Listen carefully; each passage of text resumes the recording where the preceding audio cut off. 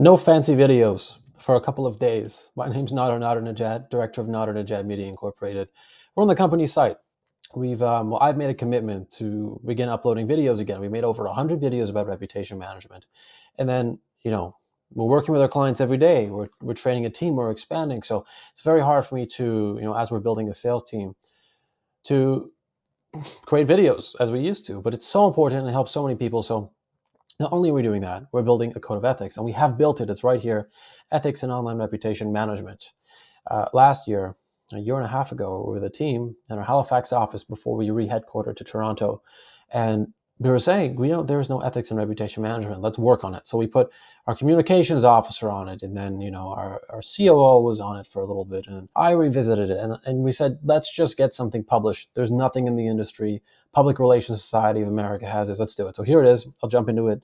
Code of Professional Standards. You can go to nadernejadmedia.com/COS. So if you're operating in the industry, here's what we come up with. If you have suggestions, drop a comment or email us. Reputation management is not going away. It is always going to be here. It's going to expand. Google's algorithm will become more airtight and bulletproof to our tactics. But we're going to have Meta. We're going to have artificial intelligence. We're going to have voice recognition, which already exists.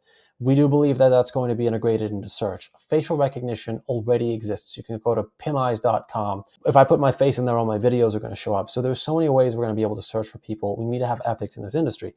So here are the core principles. The first one is commitment to global professional excellence.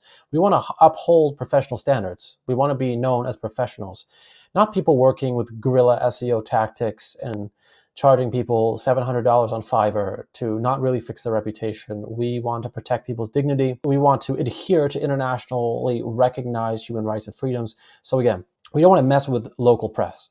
We don't want to perpetuate misinformation. We're writing about companies, we're writing about people. What we're writing is truthful, but it's not journalism, right? So my background, my degree is in journalism. I had the opportunity to be a journalist, but I decided that reputation management is important. Journalism is going to report on newsworthy things, right? We use an acronym. Sinful, significant, interesting, new. Oftentimes, those are bad things people have done or scandals, negative content. We work with people who've done amazing things all over the world, but because a negative article is published, it damages their online presence. So again, commitment to professional excellence, showcasing people in the best light, honest and fair public engagement. This one is huge.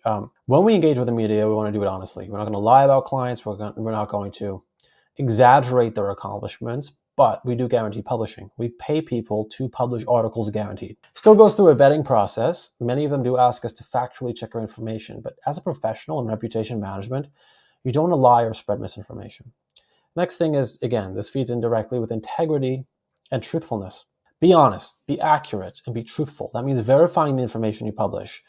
Just like a journalist, although this is PR, you need to verify, reflecting credibility. So what this means is we want to avoid any professional or personal conduct that would discredit somebody's reputation, somebody's firm. So again, offensively using our tools and our skills to destroy the reputation of another business is not allowed. We will always say no if somebody approaches us to do this. And it has happened before, unfortunately, and we'll always say no. There's a liability, again, to the reputation management specialists in the organization. But that aside, that highly discredits the industry and what we stand for. And we think it's much better to build positive reputations. The next thing is respectful professional relationships. We want to interact fairly, not just with our clients and our colleagues, but people in other fields. Mainly this goes with the journalists. This might even go with mugshot websites. This might go with people who are publishing the negative content. We don't want to harm their reputation. We don't want to disrespect them. And again, there are frameworks when we're working with, reputation management, especially, in other jurisdictions. We don't want to cause international issues because it's a powerful industry.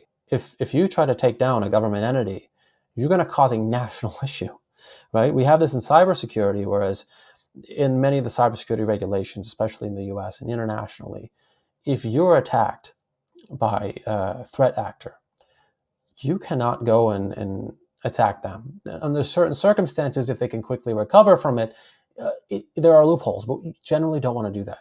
You can't do that. Additional liability, escalating the issue. We want to repair things. We don't want to hurt other people. The next thing, transparency. If people ask a question, how are you publishing? Who are you publishing with? Is this PR or is it journalism? We want to say, no, this is PR. This is definitely, but we don't have to, I don't think you have to write PR and everything. It doesn't have to be a press release, but it has to be truthful, right? somebody asks, I would tell them the truth. Confidentiality. We follow the CIA triad. So we want to protect the confidentiality, integrity, and availability of client assets. That means we're not going to share who we work with. Sometimes we're given right to authorship credit on certain campaigns, which means that we can share some of the work that we've done. Our case studies are vetted, and especially on our enterprise site, Nova Reputation Management, we're honest about who we work with, but we don't share confidential information. We do our best to protect it. We also want to make sure it's available to our team. So we've integrated project management, Asana. You can even see transparently my toolbar, Whale SOP, so standard operating procedure to access client files. And we do protect them and encrypt the data. Avoidance of conflicts of interest. So again, I don't work as a journalist, so I don't have a journalistic conflict of interest, but I would disclose, perhaps some of the other institutions that I'm working with. I won't work with two clients that are conflicting each other or have a conflict with each other, and I will do my best to disclose that. Realistic promises. Again, we do our best to promise results. We do our best to guarantee it because people are engaging with us. This puts us on the line. This means that we have to work harder sometimes. Many campaigns go over scope. We have to begin admitting that. Sometimes we sign an agreement for 3 months and we're working for free for another 2 months. This is an operational difficulty for us, but we still do it because we try to meet our promises. Ethical and financial practices. And actually, before I jump onto that, I also want to say individuals spending on reputation management don't understand the amount of work that goes into it. It is a lot of work. We can publish 30 articles and Google just might not like us that day. Maybe it's a government document. For some reason, it's had such a high click-through rate. It's given a lot of credibility in search. So for these reasons, we try to be as realistic as possible, but when it doesn't work out, we're on the line making sure we deliver on our promises.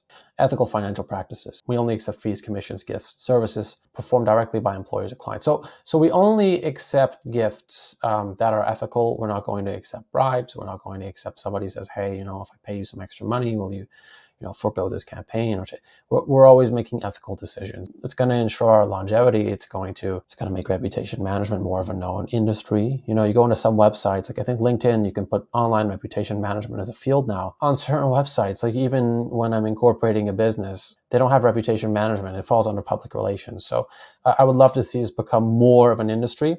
If you'd like to check this out, it's on nadernejadmedia.com/COS. I'll do my best to remember to link it in the description below. Next few days, again, I promised myself to make some videos for everybody because it's very helpful. They're going to be screen shares. We're going to go over reputation management writing, really break down the nitty-gritty. If you have questions, let me know. We will return to regular videos. And if you send us a message, you're likely in our newsletter as well. So thanks for watching and check this out.